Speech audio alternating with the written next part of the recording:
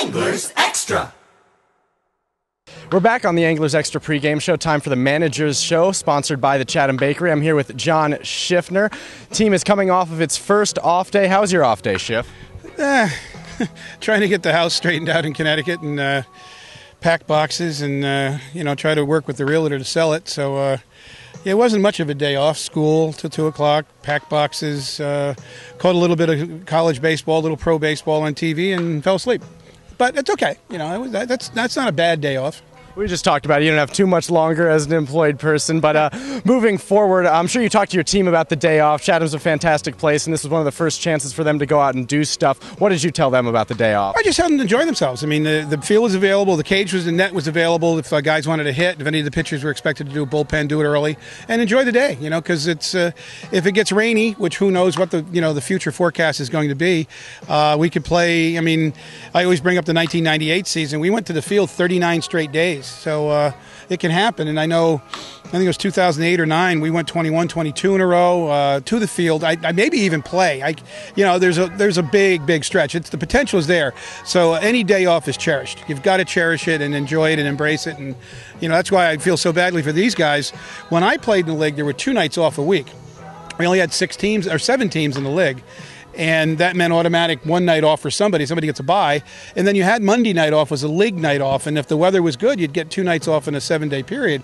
And you had a chance to do things and plan some things and, do the Cape Cod things that, sometimes you just can't do it right now. And like I said, I feel bad. That's part of the reason why, pardon the pun, that I fell in love with old Cape Cod. I had a chance to enjoy Cape Cod back in those days because there was a lot of time to do things. We got here earlier. We stayed later. So because colleges didn't go back on August 15th. They went back on after Labor Day, and we were reporting. Practically, you would start to report the Monday after Memorial Day in most cases. What were your favorite things to do on Old Cape Cod on those off days? Beach. Go to the beach. If you get a chance to fish, hang out with your buddies, go see some friends who from college who were around. We weren't as national as the league is now. There were plenty of guys from all over the country, but there was a lot of local guys. So you had friends from college who come visit. It was easy for me. I went to Providence, so a lot of people vacationed down here, came down here, worked down here. So that was fun. But the water was the draw. Going out fishing, going out in somebody's boat.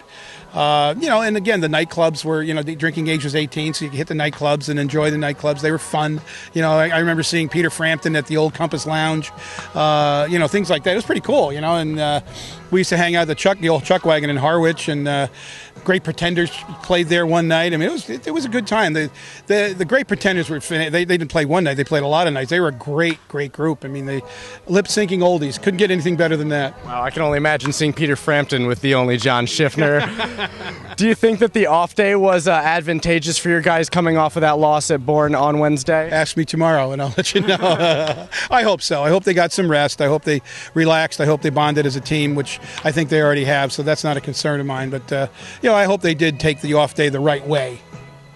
All right, moving forward to today's game. Your team had a little bit of trouble offensively coming off of a 10-run game against Hyannis on Tuesday. What did you tell your guys about the adjustments they needed to make? Well, that's what they have to do. It's, maybe they started, reading their press clips a little bit. Maybe they just felt that it's not as hard as they've heard. And, that guy, I don't even know the kid's name. He came in, he threw slider sinker, changeup, and he was good. He's around the zone. He was able to, had a little bit of velocity. I mean, he was pretty good, and we need to do better. But, I like to sometimes turn around and say, I don't know if we were as bad as he was good. I mean, I thought he threw an exceptional game. He was really around the zone, down in the zone, changed speeds well, and I thought we had some pretty good swings. But sometimes the pitchers will get you, especially this early. But so maybe that 10-run game against Hyannis was. Maybe a little bit of a too much confidence builder, but I'm not concerned. We'll go out and play today. I mean, the guys are bouncing around. They're having a good time, so I think we'll be fine. Playing Hyannis again today, one player who's been really hot is Mitch Gunzlis, 6 straight games with a hit. He's in the top 3 in batting average in the league. What have you seen from him offensively? It's very simple. His swing is very simple. His approach is very simple. It's Wade Boggs, hit the ball where it's pitched. Great concept of the strike zone. He makes the pitcher throw him a strike.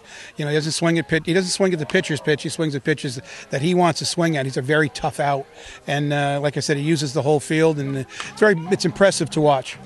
To me, it looks like he goes the other way a lot. Does that strategy behoove him in this league? Absolutely, you have to. I mean, that's where they're going to throw you.